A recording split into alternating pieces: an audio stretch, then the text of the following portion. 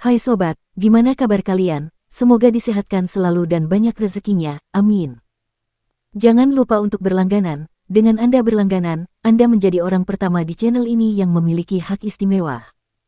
Pada kesempatan kali ini, Sabta Novel akan melanjutkan Sword of Coming episode 52. Untuk melihat video selengkapnya, sahabat bisa kunjungi playlist yang telah Mimin sediakan. Yuk mari, kita berimajinasi bersama dan masuk ke alur ceritanya.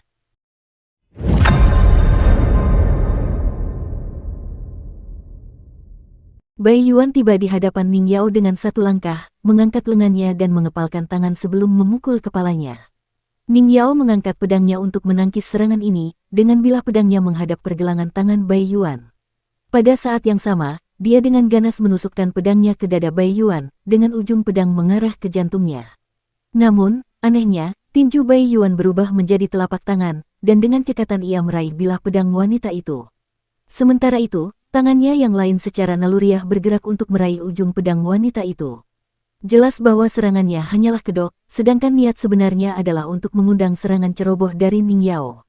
Sebagai seseorang dari Gunung Sun Skok, tanah suci bagi para pendekar pedang di benua botol harta karun timur, Bai Yuan secara alami dapat mengetahui bahwa pedang ini luar biasa hanya dengan sekali pandang. Demi meraihnya, dia bahkan rela mengisi ulang ki-nya untuk kedua kalinya. Faktanya, ujung pedang itu telah menembus dadanya, dan hanya berjarak sekitar 1 inci dari jantungnya. Melihat dirinya dalam situasi yang genting, Ning Yao dengan tegas melepaskan pedangnya. Pada saat yang sama, dia menarik pedangnya dengan kuat, menyebabkannya terlepas dari genggaman Bai Yuan dan mengeluarkan suara gesekan yang menusuk, seperti logam yang beradu dengan batu. Setelah melepaskan pedangnya, Ning Yao segera melompat mundur dan bergerak mundur. Benar saja, kera tua itu berbalik dan menjentikkan pergelangan tangannya, menyebabkan pedang itu melayang puluhan meter jauhnya. Dia lalu melancarkan tendangan ke arah gadis muda itu. Ning Yao mengangkat tangan kanannya yang sekarang kosong, dan dengan bunyi dentuman, dia terkena tendangan Bai Yuan dan terlempar sejauh 20 meter. Dia mendarat dengan keras di punggungnya, dan hanya setelah beberapa kali jatuh, dia akhirnya berhasil menancapkan pedangnya ke tanah dan menghentikan momentumnya. Untungnya, tanah di dekat tepi sungai relatif lunak dan gembur, dan bebatuan di tanah juga bulat dan halus, bukannya bergerigi dan tajam. Karena itulah punggungnya tidak menjadi berlumuran darah dan hancur. Bai Yuan tidak memberinya waktu untuk beristirahat, tubuh besarnya melesat maju dan menghantam jatuh dari langit. Ning Yao bahkan tidak punya waktu untuk mengambil pedangnya dari tanah saat dia mundur lagi dan lagi. Bai Yuan tidak mengejarnya lagi, dan setelah mendarat, dia mengangkat satu kaki dan menginjak gagang pedang gadis itu. Ketika gadis muda yang berlutut itu mendongak, Bai Yuan menambah tenaga di bawah kakinya dan menghunjamkan pedang itu dalam-dalam ke tanah, dengan gagangnya menyentuh tanah. Aura ungu keemasan berfluktuasi di dekat wajah kera tua itu, dan aura itu tampak sangat menyilaukan jika disandingkan dengan kegelapan langit malam. Dia mencibir dan berkata, "Kau berlatih pedang, tetapi kau juga berlatih pedang, menyebabkan teknikmu menjadi tidak teratur dan tidak halus. Tidak dapat dihindari bahwa kau berada dalam situasi yang menyedihkan." Ning Yao berdiri dan dengan paksa menahan diri agar tidak memuntahkan darah sebelum berkata, "Hanya itu yang kau punya." Bai Yuan menggelengkan kepalanya dan berkata sambil tersenyum, "Aku hanya memberimu satu kesempatan terakhir." Ning Yao menarik napas dalam-dalam sebelum berkata dengan suara serius, "Di kampung halamanku, kami tidak peduli siapa orang tua seseorang saat kami melawan mereka. Jika seseorang memiliki kemampuan untuk membunuhmu dengan adil, maka kau hanya bisa menyalahkan dirimu sendiri karena terlalu lemah dan rendah diri. Jika orang tuaku mengetahui hal ini di masa depan, mereka paling-paling hanya akan datang ke benua botol berharga timur untuk menargetkanmu. Mereka pasti tidak akan menargetkan Gunung Sun Skok. Jadi, kau bisa tenang dan melawanku dengan kekuatan penuhmu." Ini adalah pertama kalinya Bai Yuan melihatnya begitu banyak bicara, dan dia terlihat sangat berbeda dari gadis muda bertopi terselubung yang pendiam dan tidak menunjukkan banyak emosi. Bai Yuan tiba-tiba merasakan hawa dingin di bagian belakang lehernya saat ini, dan ini menyebabkan dia segera menoleh ke samping. Sebilah pisau menggores lehernya, meninggalkan luka dangkal. Jika dia tidak menoleh, pedang itu akan melukainya dengan parah meskipun tidak bisa langsung menembus lehernya. Pada saat itu, keadaan akan berbalik melawannya, dan dia akhirnya akan jatuh ke dalam kerugian yang semakin besar. Selain itu, jika dia mengungkapkan wujud aslinya terlalu dini, dia akan kehilangan posisi moralnya yang tinggi dan dengan demikian kehilangan daya tawarnya terhadap Qi Jingchun dan Tuan Ruan. Mungkin ini bahkan akan memengaruhi nona mudanya dan membuatnya menghadapi segala macam bahaya sendirian. Dengan mengingat hal ini, Bai Yuan akhirnya menjadi marah untuk ketiga kalinya. Pedang terbang itu tidak kembali ke sarungnya, dan malah terbang mengitari Ning Yao seolah-olah mencoba meminta pujian dan juga menyenangkannya. Bai Yuan tertawa marah saat melihat ini, dan berkata, "Baiklah, aku tidak bisa bertarung dengan sepenuh hati dengan Song Changjing saat itu, jadi kurasa aku akan bermain-main denganmu sebentar. Namun, berapa banyak serangan berat yang dapat ditahan oleh tubuhmu yang rapuh ini?" Ning Yao sedikit mengernyit saat mengamati aura ungu kemasan di sekitar wajah Bai Yuan. Meskipun dia telah menggunakan kemampuan mistisnya 3 kali, jelas bahwa dia masih memiliki sedikit kekuatan yang tersisa. Paling tidak, titik akupunturnya belum runtuh dan memaksanya untuk mengungkapkan wujud aslinya. Selain itu, jika rentang hidup seseorang dipersingkat, itu akan menjadi pukulan besar bagi mereka yang berada di bawah 5 tingkat atas, tetapi itu akan menjadi pukulan yang jauh lebih ringan bagi kera pemindah gunung ini, meskipun itu akan tetap menyakitkan. Ning Yao menggerakkan jari-jarinya sedikit, menyebabkan pedangnya berputar dengan lincah. Dia tersenyum dan berkata, "Tidak heran ayahku berkata bahwa Gunung Sun Skok di benua botol berharga timur tidak layak disebut. Para kultivator di sana berbicara besar tetapi tidak memiliki keterampilan untuk mendukung bualan mereka. Kalian memiliki keberanian buta, tetapi sayangnya kalian bodoh dan memiliki ki pedang yang sangat dangkal."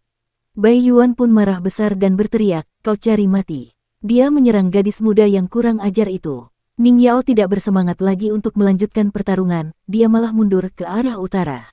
Situasinya tetap genting, dan jika bukan karena pedang terbangnya yang menerima 2 karakter dari plakat, aura tak tertandingi, yang memungkinkannya tumbuh secara eksplosif dalam ki dan roh pedang, dia akan menghadapi lebih banyak situasi yang mengancam jiwa. Namun, sekarang, pedang terbang itu terhubung dengan pikiran Ning Yao, dan ini memungkinkannya untuk mengendalikannya dengan pikirannya. Karena itulah dia mampu memblokir banyak serangan ganas kera tua itu. Jika ini adalah senjata ikatan yang telah ia kembangkan dengan susah payah, Bai Yuan tidak akan terkejut sama sekali. Namun, ia tahu dengan jelas bahwa ini jelas bukan pedang ikatan milik gadis muda yang aneh itu. Dia tampak lebih seperti seniman bela diri biasa yang menjelajahi dunia dengan senjata yang praktis di tangannya. Yang dia pedulikan hanyalah ketajaman bilah pedangnya. Dia tidak peduli tentang memelihara hati pedangnya, dia juga tidak peduli tentang memelihara jiwa pedang. Namun, yang aneh tentang dirinya adalah dia juga tidak sepenuhnya menapaki jalan seorang seniman bela diri. Ini karena seniman bela diri yang berfokus pada penempaan fisik mereka ingin mencapai keadaan, tetap tidak dapat dihancurkan bahkan saat langit dan bumi hancur. Jika senjata mereka mengambil alih dan memperoleh kemampuan untuk bertindak sendiri, mereka akan dianggap sebagai seniman bela diri yang tidak terhormat dari sekte sesat. Setelah mengejar Ning Yao begitu lama, Bai Yuan tidak dapat menangkapnya sebagian karena pedang terbang itu, dan sebagian karena dia telah berlatih begitu banyak seni yang berbeda. Dia berlatih seni pedang, seni bela diri, dan juga kultivasi. Bai Yuan memeras otaknya, tetapi dia benar-benar tidak dapat memikirkan sekte di benua botol harta karun timur yang dapat membesarkan murid yang aneh seperti itu. Karena itu, dia menjadi semakin berhati-hati dengan serangannya saat dia mencoba memastikan identitas dan latar belakangnya. Bagaimanapun, semuanya akan baik-baik saja selama mereka tidak terlalu dekat dengan kota kecil itu. Terlepas dari betapa berantakannya keadaan di sana, Bai Yuan tidak akan menghadapi bahaya apapun di tempat ini. Ning Yao menjadi semakin pucat saat dia terus melarikan diri. "Kekuatanmu sudah habis," kata Bai Yuan sambil tersenyum nakal. "Belum lagi kau bisa melarikan diri kembali ke kota kecil itu. Bahkan jika kau bisa, dan ada seseorang di sana yang bisa menolongmu, apakah kau benar-benar berpikir aku tidak bisa membunuhmu?" Bai Yuan menghentakkan kakinya dan melompat, mengabaikan pedang terbang itu dan langsung melompati kepala Ning Yao, mendarat di depannya dan menghalangi jalannya. Dia kemudian mengayunkan tinjunya dan membuat pedang terbang itu berputar ratusan meter ke kejauhan. Namun, pedang terbang yang menyebalkan itu langsung terbang kembali dan menusuk kepalanya. Ketika Bai Yuan mencoba meraih pedang terbang itu dan menahannya, pedang itu diam-diam menjauh dari jangkauannya seolah-olah dapat membaca pikirannya. Datang dan pergi seperti angin, pedang terbang itu sangat tidak terduga dan sulit untuk dipertahankan. Meskipun Bai Yuan tidak takut terluka berkat fisiknya yang kuat, ia masih dalam keadaan sedikit acak-acakan berkat pedang terbang itu. Ning Yao tidak ingin berhadapan langsung dengan Bai Yuan, jadi dia mengubah arahnya dan mulai berlari ke arah timur laut. Bai Yuan pun mengubah arah bersamanya, mengancamnya kemanapun dia pergi. Dia menepis pedang terbang yang melaju kencang ke arahnya seolah-olah dia sedang menepis lalat, menyebabkannya menusuk hampir 1 meter ke dalam tanah. Seperti seorang gadis muda yang menggoyangkan pinggulnya, pedang terbang itu bergoyang maju mundur saat menarik dirinya dari tanah dengan sangat susah payah. Melayang di udara, ujungnya bergetar hebat seolah-olah itu adalah anak kucing kecil yang marah. Setelah berhenti sejenak, pedang itu dengan ganas menusuk kera tua itu lagi. Bai Yuan sangat kesal, dan dia tidak dapat menahan diri untuk berkata, mengapa pedang terbang ini dibiarkan mengabaikan peraturan tempat ini? Katakan padaku, apa hubunganmu dengan Qi Jingchun atau Ruan Qiong? Ning Yao hampir dipukul di dahi oleh kera tua itu. Saat dia bersandar, dia mengulurkan tangan untuk meraih gagang pedang terbangnya, yang dengan paksa menyeretnya kembali dan keluar dari jangkauan serangan Bai Yuan. Dukung terus channel YouTube Sabta Novel. Setelah mundur beberapa jauh, Ning Yao memutuskan untuk tidak mundur sampai ke kota kecil itu karena suatu alasan. Sebaliknya, dia berhenti dan berdiri diam, memiringkan kepalanya dan memuntahkan seteguk darah. Pedang terbang itu terus berdering saat melayang di samping gadis muda itu, dan seolah-olah itu adalah seorang siswa muda yang bingung yang sedang mengoceh kepada orang yang lebih tua dan mengajukan sejuta pertanyaan. Ning Yao meletakkan tangan kanannya di bahu kirinya. Bai Yuan tiba-tiba melambat, tertawa terbahak-bahak dan berkata, seperti yang kuduga. Pedang terbang ini mengakuimu sebagai pemiliknya, dan memang dapat bertindak melawan aturan tempat ini. Namun, bagaimanapun juga, itu hanyalah pedang terbang, dan meskipun memiliki rohnya sendiri, ia hanya dapat melakukan banyak hal tanpa perintahmu. Namun, sungguh disayangkan bahwa tubuh dan jiwamu terluka parah di kota kecil itu, dan kau masih belum pulih dari luka-luka ini. Karena itu, kau sama sekali tidak dapat mengendalikan pedang terbangmu. Karena itulah seranganmu menjadi acak dan terputus-putus. Itu juga sebabnya kau membiarkan pedang terbangmu menyerang dengan sendirinya. Bagaimanapun, kau tidak pernah benar-benar mencoba melukaiku sejak awal. Namun, dalam hal teknik pertahanan untuk menyelamatkan nyawa, kau tidak punya pilihan selain mengendalikan pedang terbang dengan pikiranmu. Ning Yao akhirnya berbicara lagi, kamu banyak bicara. Bibirnya merah padam, dan wajahnya sepucat kain kafan. Berdiri di hadapan latar belakang langit malam, gadis muda berpakaian hijau itu tampak seperti hantu perempuan yang tengah berkeliaran di hutan belantara kota kecil itu. Bai Yuan melangkah maju, mendecak lidahnya dengan heran sambil berkata, kau memiliki pedang terbang yang kuat, tetapi sayang sekali tubuhmu terlalu lemah untuk mengendalikannya sepenuhnya. Kau seperti pohon dengan cabang yang kuat tetapi batangnya lemah. Sungguh menyedihkan. Kau dan anak muda dari gang itu memeras otak untuk mencari cara agar aku bisa mengisi ulang kiku, sehingga aku akan mengundang pembalasan dari langit dan bumi ini. Gadis muda, mengapa kau tidak mencoba menebak? Setelah aku menghabiskan napas ketiga ki ini dan mengisi ulang kiku untuk keempat kalinya, apakah aku akan mengundang murka langit dan bumi? Dan apakah aku akan mampu menahan murka itu? Senyum geli tiba-tiba tersungging di wajah Ning Yao saat dia mengetukkan kakinya pelan dan melompat mundur. Dia hanya melompat kurang dari 3 meter, dan dia hanya melompat mundur kurang dari 2 meter. Bai Yuan, yang baru saja akan menyerangnya, tidak dapat menahan diri untuk tidak merasa aneh. Karena takut ada jebakan, ia terus maju dengan lambat dan hati-hati, terus mengawasi perubahan yang tiba-tiba. Saat berada di udara, Ning Yao mengetukkan kakinya pelan lagi, kali ini mengerahkan sedikit lebih banyak tenaga dan juga memutar jari-jari kakinya, menyebabkan dia melompat ke samping, bukannya langsung mundur. Ternyata, pedang terbang itu telah terbang di bawah kakinya saat dia masih di udara, sehingga dia dapat menggunakannya sebagai platform dan terus melompat lebih tinggi dan juga lebih jauh ke belakang. Bahkan Bai Yuan, yang telah melihat banyak hal dan mengalami banyak pertempuran, terhuyung-huyung saat melihat ini. Ini adalah pemandangan yang aneh dan sedikit menggelikan. Seperti seekor milu kecil yang sedang bermain engklek, Ning Yao terus melompat-lompat dengan anggun dan lincah. Tak lama kemudian, dia menghilang di langit malam. Terlebih lagi, mungkin karena takut kalau kera tua itu tiba-tiba menyerangnya, gerakan-gerakan Ning Yao tampak sangat acak dan tidak terduga, kadang-kadang melompat ke kiri, kadang-kadang melompat ke kanan, kadang-kadang melompat lebih tinggi, kadang-kadang melompat lebih rendah, kadang-kadang melompat ke depan, dan kadang-kadang melompat ke belakang. Bai Yuan mengerutkan bibirnya, ekspresinya sangat rumit saat dia berkata, seperti seekor antelop yang melompat. Namun, dia tidak tinggal diam saat melihat wanita itu kabur. Dengan jentikan kakinya, dia menendang sebuah batu dan menangkapnya dengan telapak tangannya. Dengan ayunan, dia kemudian dengan ganas melemparkan batu itu ke udara. Satu demi satu, Bai Yuan terus melemparkan batu ke tangannya sebelum dengan kejam melemparkannya ke Ning Yao. Meskipun sebagian besar batu itu meleset, masih ada 7 atau 8 yang sangat mengancam Ning Yao, memaksanya untuk mengendalikan pedangnya untuk menghancurkannya. Seperti gemuruh guntur musim semi, ledakan-ledakan sesekali bergema di udara. Ekspresi Bai Yuan menjadi gelap. Gadis muda ini entah sudah gila, atau dia benar-benar bodoh. Dia jelas mampu terbang melampaui jangkauan batu-batunya, namun dia bersikeras mempertahankan ketinggian yang sama. Dia seperti pasukan berkuda lapis baja ringan yang mondar-mandir di sepanjang tepi medan perang, menggoda para pemanah musuh untuk terus-menerus membuang anak panah dan kekuatan mereka padanya. Sebelum ia menyadarinya, mereka telah tiba di dekat sisi barat kota kecil itu. Bai Yuan memperkirakan secara kasar berapa banyak ki yang tersisa, tidak banyak. Dia kemudian mengambil 2 batu seukuran telur, satu di masing-masing tangan, sebelum melangkah maju dan mengayunkan lengan, otot-ototnya menggembung saat dia melakukannya. Ini adalah pemandangan yang menakjubkan, dan batu itu secara mengejutkan berderak saat melayang di udara, meninggalkan jejak percikan di belakangnya. Ini sangat aneh, dan seolah-olah itu adalah naga api ramping yang melayang ke langit.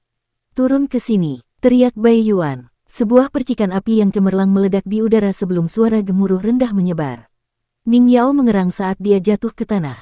Terbang tak menentu bagaikan orang mabuk, pedang terbang itu merintih sedih saat berusaha sekuat tenaga menolong pemiliknya. Bai Yuan tidak melirik gadis muda dan pedang terbang itu sedikit pun, dan dia malah menyipitkan matanya saat dia mengintip ke atap-atap di sebelah barat kota kecil itu. Ketika seberkas cahaya hitam melintas, dia dengan paksa menghentakkan kakinya dan melepaskan batu yang tersisa, tertawa terbahak-bahak dan berkata, mencoba menyelamatkannya. "Kau mati duluan." Ning Yao memuntahkan darah dan berteriak, "Jangan kemari." Gadis muda yang terluka parah itu tidak sanggup untuk menoleh. Pada saat ini, dia merasakan sedikit keputusasaan. Dia memegang pedangnya dengan susah payah, dan ketika satu lengan menjadi terlalu lelah, dia akan segera beralih ke lengan lainnya. Dia melakukan ini berulang-ulang, memperlambat dirinya saat dia jatuh ke tanah. Ning Yao tidak pernah membayangkan bahwa tindakan cerdiknya akan membunuh Chen Pingan. Anak laki-laki muda bersandal jerami yang membawa keranjang bambu di punggungnya dan keranjang ikan di pinggangnya.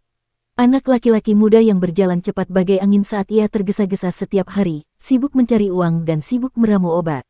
Mati begitu saja. Ning Yao merasa ini tidak benar. Setelah mendarat dengan goyah di tanah, dia menyatukan jari telunjuk dan jari tengahnya untuk membentuk pedang. Dia kemudian meletakkan jari-jarinya di dahinya dan berkata dengan gigi terkatup, "Keluarlah. Hancurkan langit dan bumi ini." Garis emas tipis muncul di gelabelannya, perlahan tumbuh dan meluas ke bawah.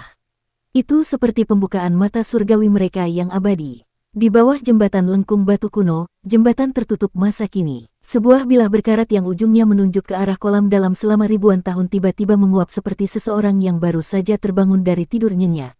Pisau berkarat itu bergetar pelan. Jembatan tertutup itu pun bergetar bersamanya. Seluruh sungai pun bergetar. Seluruh dunia kecil pun ikut bergetar. Jauh di dalam gunung, Qi Jingchun yang lelah berjalan bersama beberapa orang lainnya. Saat berjalan dengan tenang di pegunungan, tiba-tiba ia mengangkat satu kaki dan hendak menginjak tanah dengan kuat. Namun, tiba-tiba ia tersenyum dan menurunkan kakinya dengan lembut. Duduk di samping lampu minyak di toko obat keluarga Yang, Pak Tua yang tiba-tiba terbangun dari tidurnya. Ia mengetuk meja dengan pipa tembakaunya. Berdiri di kediaman resminya, Song Changjing tiba-tiba mulai menghentakkan kakinya dan mengumpat. Di sebuah bengkel pandai besi di tepi sungai, Ruan Qiong secara mengejutkan luput dari bilah pedang saat mengayunkan palunya ke bawah, menyebabkan ekspresi terkejut menyebar di wajah gadis muda yang memegang bilah pedang untuknya. Berbaring di atap sambil menatap langit malam, Makuk Xuan yang selama ini dianggap orang terbelakang oleh semua orang, tiba-tiba duduk tegak dengan hasrat membunuh yang meluap dari tubuhnya. Tepat pada saat ini, suara yang familiar dan sangat khawatir tiba-tiba terdengar, semakin dekat ke Ning Yao. "Ning Yao, kenapa kau berdiri di sana dengan bodohnya? Lari, aku tidak mati, itu hanya baju yang kulepas." Binatang tua itu bodoh, tapi kenapa kau juga menjadi bodoh? Pikiran Ning Yao sudah kabur saat ini, karena upacara dekrit hampir selesai. Namun, dia tiba-tiba merasa seperti dibawa dalam perjalanan melewati awan dan kabut saat seseorang melemparkannya ke bahunya dan berlari menuju gang. Ning Yao tiba-tiba tersadar, tubuhnya bergoyang-goyang mengikuti gerakan bahu Chen Pingan. Dia merasa sedikit tidak nyaman, dan dia merasa semakin malu. Dia benar-benar tercengang saat bergumam, "Hah."